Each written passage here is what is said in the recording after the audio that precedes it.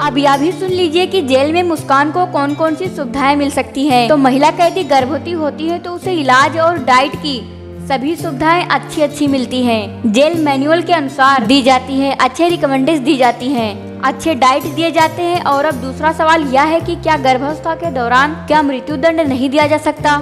तो आईपीसी धारा 556 के तहत यह कहता है कि अगर कोई स्त्री जिसे मृत्यु दंड दिया गया हो सजा सुनाने के वक्त वह गर्भवती पाई जाती है तब उच्च न्यायालय आदेश को आजीवन कारावास में बदल सकता है। लेकिन अगर उसे आजीवन कारावास ही मिलती है तब उसमें कोई परिवर्तन नहीं होगा। वहीं अगर ऐसी महिला जिसकी डिलीवरी हो चुकी है तब उसे मृत्यु दंड दिया जाएगा। मुस्कान की प्रेगनेंसी से केस पर क्या असर होगा, यह भी बड़ा सवाल है। तो ये मर्डर केस है, इससे केस पर कोई असर नहीं पड़ेगा। वहीं आगे सवाल यह भी है कि क्या मुस्कान को सजा में कोई राहत मिल सकती है। तो ऐसा नहीं है, ऐसा नहीं होगा। जमानत की अर्जी दाखिल करने के एक ग्राउंड होता है मगर इससे ज्यादा कुछ नहीं होगा। सवाल यह भी है कि क्या मेडिकल ग्राउंड पर मुस्कान को कहीं शिफ्ट हो सकती है। तो ऐसा केवल तभी संभव हो सकता है जब डॉक्टर लिख कर दे। वैसे जेल में मेडिकल की सारी सुविधा रहती है। अगर मुस्कान को कोई समस्या होती है तो उसे कस्टडी में ही जेल से अस्पताल में भेजा जा सकता है।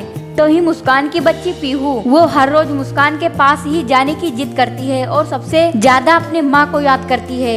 वह कहती है कि बहुत दिन हो गए मम्मी पापा मुझसे बात नहीं करते, इसलिए वीडियो कॉल भी करने को कहती है। लेकिन जेल की तरफ से ऐसा कोई अपडेट नहीं आया कि मुस्कान भी अपनी बच्ची पीहू को याद करती हो या उससे मिलने को कहती है। तो अब आपकी इस पर क्या राय है जरूर बताना और सब्सक्राइब भी कर लेना।